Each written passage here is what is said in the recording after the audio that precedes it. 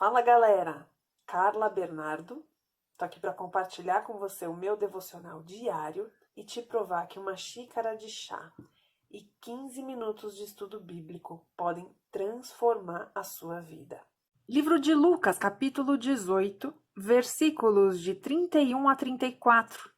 Jesus prediz novamente sua morte e ressurreição.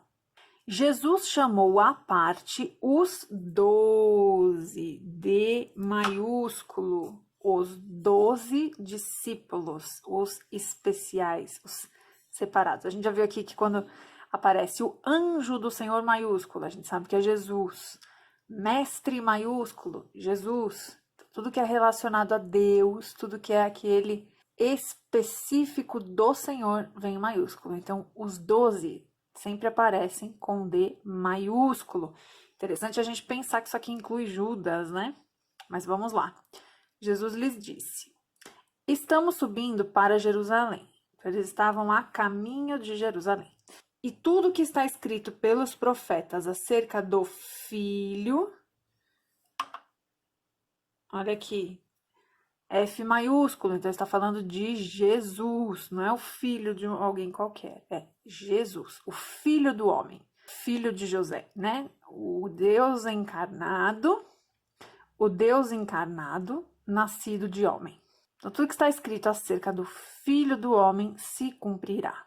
Aí, olha aqui, Jesus vai ser explícito no que ele vai dizer a respeito da ressurreição e da morte dele, ó. Ele será entregue aos gentios. Notinha de rodapé aqui, ó, letra B. Sempre leia a notinha para você entender melhor o texto. Aqui embaixo está escrito na nota, isto é, os que não são judeus. Então, qualquer pessoa que não fosse judeu era gentio. Então, ele será entregue aos não judeus. Isso aqui já era uma afronta. Filho de Deus sendo entregue a um povo que não é o povo escolhido do Senhor, que zombarão dele. Então, ele será entregue aos gentios, humilhado. Lá na crucificação a gente vai ver, é de chorar quando você lê o texto e vê os soldados romanos tirando sarro de Jesus. É muito triste, mas olha aqui, ele está avisando. O que mais farão? O insultarão, ó, tudo o que aconteceu. Cuspirão nele, o açoitarão e o matarão. Açoitarão é de açoitar, tá? De apanhar com chicote. Ó, o que ele está dizendo que vão fazer com Jesus? Ele vai ser entregue nas mãos dos não-judeus, que vão primeiro zombar. Presta atenção na crescente. Primeiro vão zombar, já é humilhante. Aí, além de zombar, vão insultar, já vão para a ofensa. Depois da ofensa, vão cuspir. Olha como o grau de humilhação vai aumentando. Depois de ser cuspido, ele vai ser açoitado. Gente, um chicote romano era um negócio terrível. Ele tinha na ponta, eu não sei se era osso ou pedra, mas ele tinha uma ponta afiada, que era para arrancar a carne. Se você assistir aquele filme A Paixão do Cristo, acho que é do Mel Gibson, se eu não estou enganada, ele mostra isso, que até é terrível. Esse filme é daqueles que você assiste uma vez na vida e não quer assistir nunca mais, mas ele mostra esse chicote aqui. E como se isso aqui já não fosse uma tortura absurda, ele vai ser morto. Mas olha o versículo 33, eu vou até usar outra cor de caneta. No terceiro dia ele ressuscitará. Louvado seja o nome do Senhor. Glória a Deus. Jesus vai ressuscitar. E ele tá avisando. Tipo, gente, ó. Não vai ser fácil. O negócio vai ficar feio. Mas eu vou ressuscitar. Olha o 34. Os discípulos não entenderam nada. Ele falou aqui literalmente. Ele foi no óbvio. E os discípulos não entenderam nada dessas coisas. Por que eles não entenderam? O texto já conta pra gente, ó. O significado dessas palavras lhe estava oculto. E eles não sabiam do que ele estava falando. Olha isso aqui. Aqui tem duas coisas interessantes pra gente avaliar. No livro comentado, comentário bíblico do Matthew Henry, eu estou usando ele bastante aqui para vocês, ele fala uma coisa interessante. Ele diz que os discípulos não entenderam porque a versão judaica das glórias de Jesus estava enraizada neles. Olha que interessante. Vou dar um zoom aqui, peraí. O Espírito, ó, E maiúsculo, tá falando do Espírito Santo. De novo, sempre que se trata de Deus, letra maiúscula, de Cristo. Cristo significa Messias. Cristo maiúsculo é o Messias, tá? Então, o Espírito de Cristo, nos profetas do Antigo Testamento, testificou de antemão que seus sofrimentos e a glória que deveria seguir. Em 1 Pedro 1,11 fala disso. Os preconceitos dos discípulos eram tão fortes que eles não entendiam essas coisas literalmente. Porque judeus criados, né, de uma maneira bem tradicional. Eles estavam tão concentrados nas profecias que falavam da glória de Cristo, porque a glória veio, né? Porém, depois da crucificação, que ignoraram aquelas falando de seus sofrimentos. As pessoas cometem erros porque leem suas Bíblias pela metade. É isso que a gente está tentando fazer aqui, né, pessoal? Lê a Bíblia inteira. Não pegue só para você os versículos que te agradam e finja que os que não te agradam não existem. Quando a gente vem para Cristo, quando a gente se converte, a nossa opinião passa a não fazer mais a menor diferença.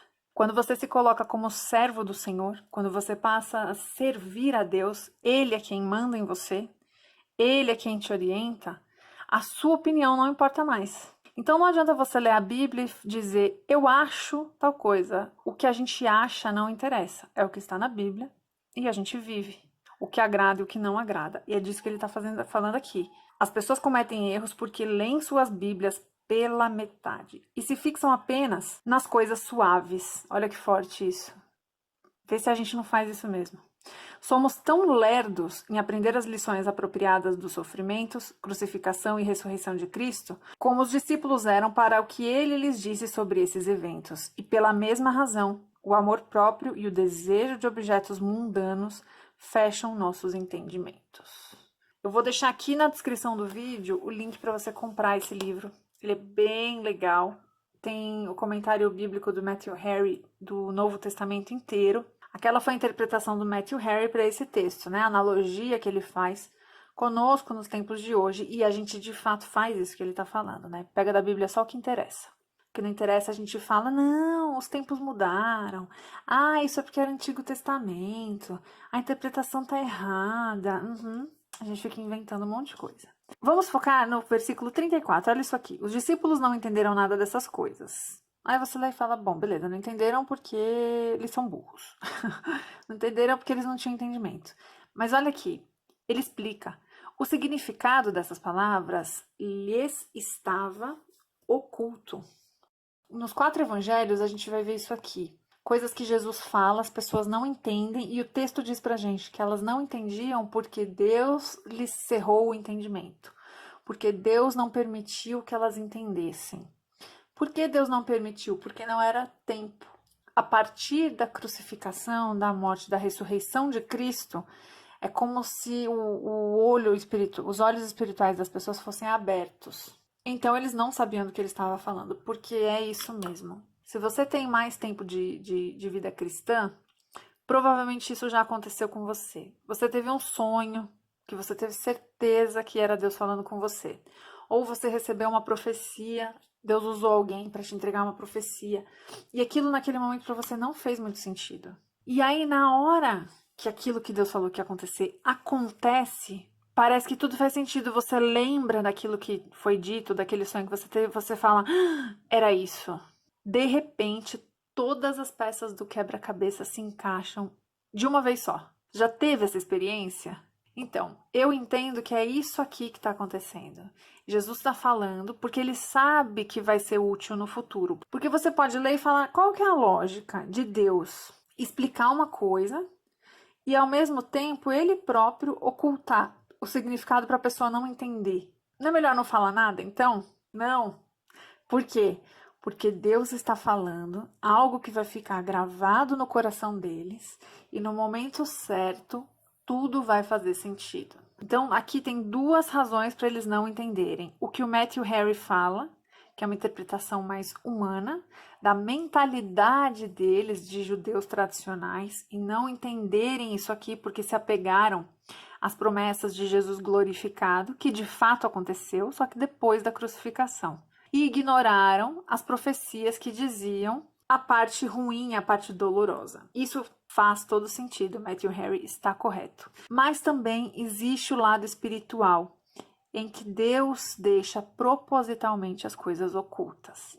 Então, se você tem aí, meu querido, minha querida, uma promessa, um sonho que Deus te deu, que você tem convicção de que foi espiritual, uma profecia que você já recebeu, ou várias, que não fizeram muito sentido, descansa. No momento em que as coisas acontecerem e for da vontade do Senhor que você entenda tudo, Ele vai abrir os seus olhos e a sua mente, e você vai ter pleno entendimento daquilo que Deus quer fazer. O nosso desafio, o meu e o seu, é nos mantermos firmes, crendo naquilo que o Senhor prometeu, porque se Deus disse que vai fazer, Ele faz até que aconteça. Ser forte, corajoso, firme, e eu quero te convidar a não esmorecer. Porque se Deus falou que vai fazer, Ele vai fazer. E na hora que acontecer, os seus olhos serão abertos, a sua compreensão do mundo espiritual será muito maior.